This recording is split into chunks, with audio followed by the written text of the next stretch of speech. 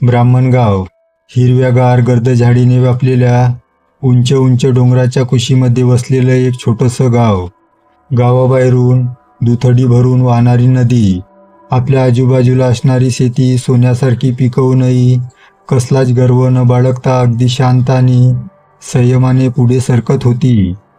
त्यात सायंकाळची वेळ असल्यानं नदीवरून पाणी पाजून आणलेल्या जनावरांचे कळप, लाल मातीच्या कच्च्या रस्त्यावरून चालताना धुळीचे लोट त्या रस्त्यावर पसरत होते. त्याचवेळी गावातील एकुलती एक शाळा सुटल्याने लहान मुलांच्या घोडकाही त्याच रस्त्यावरून गाई म्हशींना भुजावत मुद्दामच धावत सुटायच्या. ते पाहून रस्त्याकडेलाच आपल्या दारात अस्थिपंजर शरीर गोळा करून बसलेला गावातील 90 पार केलेला सखाराम मुलांना एखादी शिवी हासडतच जनावरांच्या पुढे न धावण्यासाठी सूचना करायच्या. पण एकतील ती मुलं कसली? सारं काही अगदी नेहमीचंच. पण त्या मस्तीखोर मुलांपासून स्वतःला वेगळा ठेवणारा एक मुलगा होता. इतर मुलांप्रमाणे तो कधीच मस्ती करत नव्हता. स्वभावाने अगदी शांत, पण अभ्यासात मात्र हुशार. भरत त्याचे नाव.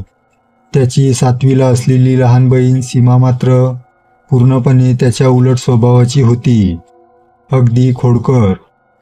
आई वडील दोघेही गावात जमेल ते काम करून आपल्या कुटुंबाचं पोट भरायचे. त्यात भरत यावर्षी 10वीला असल्यानं त्याच्या अभ्यासाचे टेन्शन त्याच्या आईबाबांनाही होतं.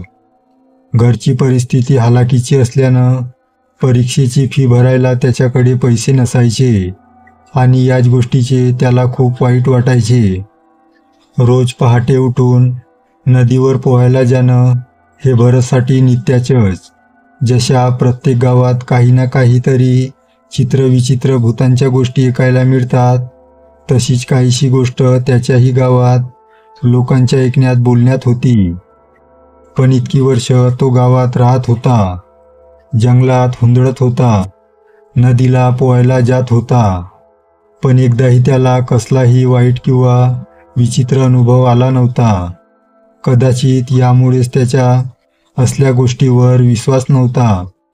असाच एके दिवशी पहाटे उठला आणि नेहमीप्रमाणे नदीच्या दिशेने चालू लागला. नुकताच पावसाळा संपलेला आणि थंडीची चाहूल सुरू झालेली, त्यामुळे हवेत किंचित गारवा होताच. अशातच मंद शीळ घालत नदीच्या कच्च्या रस्त्यावरून तो मात्र आपल्याच धुंदीत चालत होता. आजूबाजूला असलेल्या भात आणि उसाच्या शेतीला घातलेल्या कुंपणावर चढलेली वेलीच्या पानावर अलगद हात फिरवत तो नदीच्या तीव्र उताराजवळ पोहोचला. एका हातात धरलेली कापडांची गुंडाळी नीट धरत तो चालत उतारावरून खाली आला. आजूबाजूचा परिसर गर्द हिरव्या झाडांनी अगदी भरून गेलेला. त्यातच या झाडावरून त्या झाडावर फिरणाऱ्या टिमटिमणाऱ्या काजव्यांनी परिसर अधिकच सुरेख दिसत होता. खळखळ आवाज करत वाहणाऱ्या पाण्याचा सुरेख आवाज आता अगदी स्पष्टपणे त्याला ऐकू येऊ लागला. तिथेच एका दगडावर कापडांची ती गुंडाळी ठेवून तो पाण्यात उतरणार, तोच त्याला काहीतरी जाणवलं.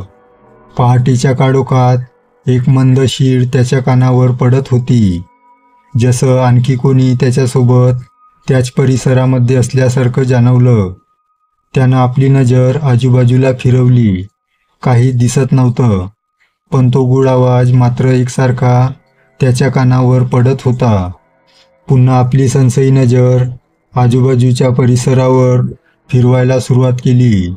यावेळी मात्र एक गोष्ट त्याच्या लक्षात आली की आजचं वातावरण काही वेगळं होतं.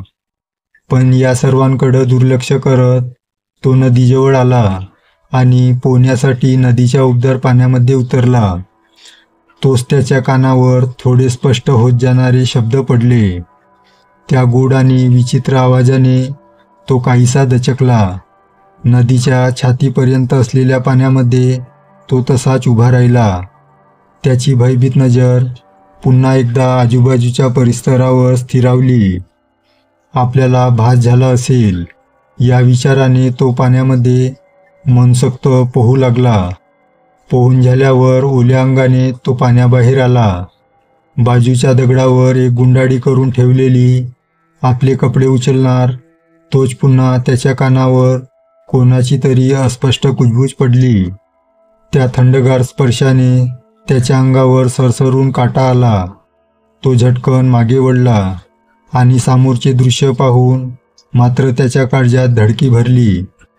डोळे विस्फारून तो समोर पाहत होता. पहाटेच्या मंद काळोखात एक अस्पष्ट धुरकट आकृती अगदी त्याच्यापासून काही अंतरावर उभी होती. समोरचे दृश्य पाहून त्याच्या घशाला कोरड पडली. भीतीने त्याच्या अंगातली सारी शक्ती जणू संपली होती.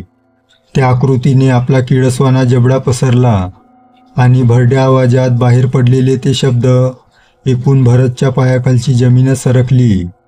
भरतला कळून चुकले होते की आपण आज जबड्यात सापडलोय आणि काही करून आपल्याला इथून बाहेर पडायला हवं. थोडे धाडस करून त्याने नदीतून वर गावच्या दिशेने जाणाऱ्या वाटेकडे पाहिलं आणि सारा धीर एकवटला. दीर्घ श्वास घेत तो गावाकडच्या वाटेने धावत सुटला. पण त्याची सुटका इतक्या सहजासहजी होणार नव्हती. एक किळसवाणी पकड त्याच्या पायावर घट्ट आवडली आणि काही समजायच्या आतच पुढच्या आखरीत घडलं. सकाळचे 7-7:30 झाले असतील. गावातील महिला आपापलं धुणं घेऊन नदीकाठी निघाल्या तर पुरुष मंडळी देखील आपली जनावरं नदीवर घेऊन आलेली. सगळे आपापल्या कामात व्यस्त होतेच. तोच धुणं घेऊन खाली उतरणाऱ्या एका महिलेची नजर एके ठिकाणी पडली. नदीकाठी गुडघाभर वाढलेल्या गवतांमध्ये त्यांना भरत बेशुद्ध अवस्थेत पडलेला दिसला. सर्वांग धुळीने माखलेला. तरंगावर झालेल्या जखमांमधून वाहणारं रक्त सुकून थांबलं असलं तरी त्याचा श्वास मात्र चालू होता. भरतची अशी अवस्था पाहून गावकरी खूप घाबरले. कुणीतरी 4-चाकी गाडी काढली आणि भरतला दवाखान्यात घेऊन गेले. गाव छोटंसं आणि जेमतेम लोकवस्तीचे असल्याने ही बातमी काही वेळातच गावात आगीसारखी पसरली. गावातील तरुणांच्या दुचाकी दवाखान्याच्या दिशेने धावू लागल्या. पण लहान मुलं, महिला आणि वयस्कर लोक मात्र आपापल्या दारांमध्ये दवाखान्यातून येणाऱ्या लोकांच्या वाटेकडे डोळे लावून बसलेले. काही वेळानंतर भरत शुद्धीवर आला. त्याचे कुटुंबही दवाखान्यात आलेले. आईच्या डोळ्यातलं पाणी थांबता थांबत नव्हतं. वडिलांची अवस्था देखील फार काही वेगळी नव्हती. त्याची लहान बहीण सीमा मात्र आईच्या कुशीत शिरून धाय मोकळून रडत होती. भरत शुद्धीवर आला हे कळताच त्याची आई ICU रूमच्या दरवाजा उघडून आत गेली. पदराने डोळे पुसतच त्या भरतच्या बाजूला बसल्या. काय रे भरत, इतकी दुखापत कशी काय झाली? त्या काळजीच्या स्वरात विचारू लागल्या. पण तो काही सांगण्याच्या मनस्थितीत नव्हता. पण सांगावं तरी काय? आणि सांगितलं तर कोण आपल्या बोलण्यावर विश्वास ठेवेल? विचार करत तो काही न बोलता हॉस्पिटलच्या बेडवर पडून राहिला. 4-5 दिवसानंतर भरतला दवाखान्यातून डिस्चार्ज देण्यात आले. मोलमजुरी करून आपला उदरनिर्वाह चालवणाऱ्या वडिलांसाठी दवाखान्याचा खर्च आवाक्याबाहेरचा होता. कर्ज काढून उसनवारी करून त्यांनी दवाखान्याचे पैसे भरले. पण आपला मुलगा सुखरूप घरी आला त्यापेक्षा मोठी आनंदाची गोष्ट त्यांच्यासाठी कुठलीच नव्हती. घरी आल्यानंतर भरत 1-2 आठवडे जरा शांतच होता. ना कोणाशी बोलतही होता, ना घडलेला प्रकार त्याने कोणाला सांगितला होता. तसा त्याचा स्वभाव आधीपासूनच शांत असल्याने कोणालाही त्याच्या मनात काय चाललं या गोष्टीबद्दल पुसटशी कल्पना देखील नव्हती. पण त्याच्या काळजात मात्र एक वेगळीच भीती दडलेली. त्या रात्री घडलेला तो प्रकार आजही त्याच्या काळजात घर करून बसलेला. ते सारं आठवलं तरी त्याच्या अंगावर सरसरून काटा यायच्या आणि आपल्या आजूबाजूच्या गैऱ्या नीरव शांततेतून त्याला पुन्हा तो अस्पष्ट आवाज ऐकू यायचा. त्याच्या शांत स्वभाव आता चिडखोर बनला होता. लहान सहान गोष्टीवरून आईवर आणि बहिणीवर ओरडू लागला. लहानग्या सीमाला आपल्या मोठ्या भावाच्या वागण्यात झालेला बदल दिसत होता. आता भरतची 10वीची वार्षिक परीक्षा जवळ येत चालली होती. खूप दिवस दवाखान्यात असल्याने त्याचा अभ्यासही राहिला होता. शरीरावरील जखम्या बऱ्या झाल्या तसा भरत शाळेत जाऊ लागला. पण यावेळी काहीतरी विचित्र गोष्ट त्याच्यासोबत घडली. एरवी 1-1 रुपयाला महाग असणाऱ्या भरतकडे अचानक खूप सारे पैसे येऊ लागले. पण ते पैसे कुठून येत आहेत हे मात्र तो कोणालाही सांगत नव्हता. मिळालेले पैसे तो एका डब्यात ठेवायचा. काही दिवसांनी त्याने तो डबा जमिनीत खोलवर गाडून ठेवला. शाळा सुटल्यावर तो रोज 500 किंवा 1000च्या करकरीत नोटा आणायच्या व त्या डब्यात ठेवायच्या. पण हे सगळं त्याच्या घरच्यांना माहिती नव्हतं. भरतच्या वागण्यातील बदल आता सगळ्यांनाच जाणवू लागला. एरवी रोज पहाटे नदीवर पोहायला जाणारा भरत आता फक्त रविवारी नदीवर जायचा व येताना घामाघूम होऊन यायच्या. त्याचे आई वडील त्याला विचारत होते की इतका घामाघूम कसा काय होतोस? त्यावर भरत सांगायचा, मी रोज जिमला जातो तेव्हा इतका घामाघूम होतो. हे एक कारण घरच्यांसाठी पुरेसे होते असे भरतला वाटायचे. त्याच्या आता अभ्यासात लक्ष लागत नव्हतं. काही दिवसात भरतची तब्येत बिघडायला लागली. एखाद्या दीर्घ आजाराने ग्रासलेल्या रोग्यासारखी त्याची अवस्था होऊ लागली. थकलेलं आणि अस्थिपंजर होत जाणारं शरीर, नेहमी झाप लागल्यासारखा वर खाली होणारा श्वास, डोळ्याखाली गडद होत चाललेली काळी वर्तुळं आणि आजूबाजूला नेहमीच एखादी विचित्र चाहूल जाणवत असल्यासारखा भयभीत चेहरा. हे सर्व पाहून आता घरच्यांनाही काळजी वाटायला लागली. त्याला दवाखान्यात नेले, औषधोपचार केला, पण काही फरक पडला नाही. पण भरतची ही अवस्था गावातील कोणाच्याही नजरेतून चुकली नाही. भरतची खालावत जाणारी प्रकृती पाहून गावात तर त्या प्रकाराची एक वेगळी चर्चा सुरू झाली. भरत ज्या दिवशी नदीकाठी जखमी अवस्थेत सापडला तो अमावस्येचा दिवस होता. नदीकाठी असणाऱ्या एका अदृश्य शक्तीने त्याला आपल्या सैतानी पंजात आता जखडून ठेवलंय. भरतची ती अवस्था पाहून कोणीतरी भरतच्या आईला एखाद्या मांत्रिकाकडे जाण्याचा सल्ला दिला. रात्र झालेली. बाहेरच्या खोलीत भरत दोन्ही गुडघ्यांमध्ये आपली मान खुपसून अगदी शांत भीतीचा आधार घेऊन बसलेला. जमिनीवर सराईतपणे फिरणारं त्याचे बोट निरनिराळे आकार तयार करत होता. वडील चिंतातूर नजरेने त्याच्याकडे पाहत होते, तर आई चुलीसमोर बसून भाकरी थापत होती. पेटत मागे सरकणारी लाकडं चुलीत आत सरकवत आई म्हणाली, आता दवाखान्यात जाऊन काही होणार नाही. आपल्याला एखादा मांत्रिक बघावा लागेल. मांत्रिक म्हणजे तुला काय म्हणायचे आहे? वडील प्रश्नार्थक नजरेने आईकडे पाहू लागले. तशी तव्यात टाकलेली भाकरी लोखंडी चिमट्यानं भाजत त्या म्हणाल्या, इतकं दिस झालं आपण दवाखाना करतोय, पण पोराच्या तब्येतीत कसलाच फरक दिसेना. तवा हे काहीतरी वेगळं दिसतंय. तुझ्या भाकरी आवरत्या घे, आत्ताच जाऊन येऊ. बाबांच्या तोंडातून बाहेर पडलेले हे वाक्य ऐकताच आईने पटापटा भाकरी थापल्या. रात्री 8 वाजले असतील. भरतला घेऊन दोघेही पती पत्नी मांत्रिकाच्या घरी आले. घर अगदी साधंच होतं. मातीने सारवलेल्या भिंतीवर हाताच्या बोटांनी पांढऱ्या चुन्याने ठिकठिकाणी स्वास्तिक चिन्ह तयार केलेले. जमिनीवर अंथरलेल्या चटाईवर साठी ओलांडलेले ते एक वयस्कर मांत्रिक अगदी शांतपणे डोळे बंद करून बसलेले. त्यांच्या नातू माझघरात खेळत होता, तर सुनबाई जेवण करण्यात व्यस्त होत्या. त्यांचा मुलगा बाहेरच्या खोलीत पेपर वाचत बसलेला. आबा आहेत का घरात? भरतच्या आईने पेपर वाचणाऱ्या मुलाला विचारलं. हो आहेत, या ना, म्हणतच त्यानं देवघरात ध्यानस्थ बसलेल्या आपल्या वडिलांना हाक दिली. आबा, खालच्या आळीच्या लता मावशी आल्यात.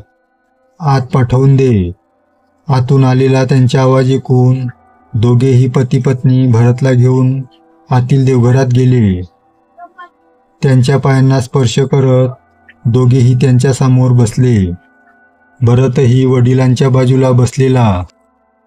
त्यांनी डोळे उघडून भरतकडं पाहिलं, पण भरत मात्र त्यांच्या डोळ्यात पाहायला तयार नव्हता. आपली मान गुडघ्यात खुपसून तो एखादा हिंस्र स्वापत गुरगुरावं तसाच काहीसा आवाज त्याच्या तोंडातून बाहेर पडत होता. मांत्रिकांनी हळुवारपणे त्याच्या डोक्यावर हात ठेवला. तशी झटकन त्याने आपली मान वर केली आणि रखरखत्या नजरेने त्यांच्याकडे पाहू लागला. लाल रक्ताळलेले डोळ्यांमध्ये एक वेगळी चमक दिसत होती. भरतची अवस्था पाहून सारं काही त्यांच्या लक्षात आलं. भरतच्या डोक्यावर ठेवलेला हात काढून ते क्षणभर तसेच ध्यानस्थ बसले. आक्रीत घडलंय. मांत्रिक जवळजवळ ओरडलेच. त्याच्या भेदरलेला आवाज ऐकून आईच्या काळजाचा ठोका चुकला. काय झाले आबा? माझा मुलगा भरत बरा होईल नवं? आईच्या तोंडातून काळजीच्या स्वरात बाहेर पडलेले ते शब्द ऐकून मांत्रिक म्हणाले. भरतला नदीकाठच्या खविसाने झपाटलंय. तो भरतला न्यायलाच आलाय. आता भरतला वाचवणे अशक्य आहे. मांत्रिकाच्या तोंडातून बाहेर पडलेले ते शब्द एखादी कट्यार घुसावी तसे भरतच्या आईच्या काळजात घुसले. जणू पायाखालची जमीन सरकली होती.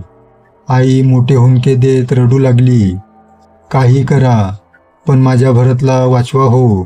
मी तुमच्या पुढे हात जोडते, तुमच्या पाया पडते. काही करा, पण माझ्या भरतचा जीव वाचवा. त्याची आई मोठमोठ्याने रडू लागली. तिच्या डोळ्यातून ओघळणारे अश्रू पाहत मांत्रिक म्हणाले, जर तुम्ही 4-5 दिवसांआधी याला माझ्याकडे घेऊन आला असता तर काहीतरी करता आलं असतं. पण आता खविसाने याला पूर्ण झपाटलंय. याचा मृत्यू अटळ आहे. आईच्या पदरी शेवटी निराशा पडली. निराश मनाने त्या आपल्या मुलाला घेऊन घरी परतल्या. त्या दिवशी शनिवार होता. घरी येताच भरतला मरण यातना होऊ लागल्या. जणू त्याचे शरीर कोणीतरी आतून पोखरत आहे असं वाटू लागलं. गुडघ्यात मान खुपसून तिरक्या नजरेने तो घराच्या बंद दरवाजाकडे पाहत होता. जणू कोणीतरी त्या दरवाजाच्या बाहेर उभं त्याला बोलवत होतं. त्याच्या जीवात जीव नव्हता. आईला त्याची ही अवस्था पाहवत नव्हती. बाबांना जवळ बोलवत तो म्हणाला, बाबा, मी जरी या जगातून गेलो तरी तुम्हाला काही आर्थिक अडचण येऊ नये म्हणून मी आपल्या घराच्या पडवीत एक मोठा खड्डा खणलाय. त्याच्या आतमध्ये एक मोठा डबा आहे. त्यामध्ये खूप पैसे आहेत. ते तुम्हाला पुढच्या वाटचालीसाठी मदत करतील. ते पैसे मला खविसाने दिले आहेत, पण तो तुम्हाला काही नाही करणार. त्या पैशाचा तुम्ही वापर करा. ते पैसे कधीच संपणार नाहीत. त्याचे बोलणं संपलं तसा एक विचित्र आवाज रात्रीच्या शांत वातावरणात घुमू लागला. यावेळी मात्र सगळ्यांना तो विचित्र आवाज ऐकू आला. तुझी वेळ संपलीये. माझ्याशी कुस्ती खेळायला ये. त्या वाक्यानंतर एक किळसवाणं हास्य भयान काळोखात घुमू लागलं. पण काही वेळातच सारं काही शांत झालं. पहाट झालेली. रात्रीच्या जागरणानं सगळ्यांनाच पहाट होता होता झोप लागलेली. पण कसल्याशा आवाजाने भरत जागा झाला. भावशून्य चेहऱ्याने तो उठला आणि दरवाजा उघडून बाहेर पडला. एखाद्या संमोहित माणसासारखा तो अगदी शांतपणे चालू लागला. जणू कोणीतरी त्याला आपल्याकडं खेचत होतं आणि तोही खेचला जात होता. पहाटेच्या गर्द धुक्यानं सारं काही आपल्या जबड्यात घेतलेलं. तो मात्र अगदी संत चालीने नदीकडे जाणाऱ्या कच्च्या रस्त्याने निघालेला. एरवी चालताना होणारी कसरत आज नव्हती. अगदी सहजपणे तो खाली उतरला. अगदी शांतपणे तो नदीच्या संतपणे वाहणाऱ्या पाण्याकडे पाहू लागला. तशी मगासपासून संत वाहणाऱ्या नदीच्या पाण्यात थोडी हालचाल होत असल्यासारखी दिसू लागली, जसं कोणीतरी बाहेर येऊ पाहत होतं. भरतची रखरखती नजरही त्यावरच खिळलेली. रात्रीच्या काळोखात पाण्यातून बाहेर येणाऱ्या त्या आकृतीवर त्याची नजर पडली. तसा हतबल होऊन तो जमिनीत पाय रुतल्यासारखा थिजून गेला. एक धिप्पाड आकृती भरत समोर उभी होती. त्या आकृतीचे रखरखत्या निखाऱ्यासारखे लालसर डोळे भरतवर स्थिरावले. दोघेही आता अगदी आमोरासमोर उभे होते. नदीकाठच्या एका झाडावर बसलेले राखाडी रंगाचे घुबड नदीकाठी सुरू असलेला तो विचित्र खेळ आपल्या मोठ्या डोळ्यांनी पाहत होता. आणि पुन्हा परिसरात एक आवाज घुमला, आता रोज मी तुझ्यासोबत कुस्ती खेळणार. आणि एक किळसवाणं हास्य पहाटेच्या शांततेला भेदत चोहीकडे पसरलं. आणि त्या पाठोपाठ भरतच्या तोंडातून एक आर्त किंकाळी बाहेर पडली. झाडावर बसलेलं ते घुबड आपल्या पंखाची फडफड करत त्या भयान काळोखानं दाटलेल्या जंगलात घिरट्या घेत राहिलं. भरत त्या नदीकाठी गतप्राण झाला. काही दिवस असेच गेले. एके रात्री भरतची बहीण ते पैसे काढत होती. हे सगळं गावच्या बंडू सुताराने पाहिलं. पण दुसऱ्याच दिवशी बंडू सुतार गावातून गायब झाला व भरतचे कुटुंब पण घरात नव्हते. भरतच्या घराला कुलूप होते. पुढे सीमा व तिच्या आईबाबांचे काय झाले हे कोणालाच माहिती नाही. भरत व त्याचे कुटुंब ब्राह्मणगावसाठी एक गूढ बनून गेले.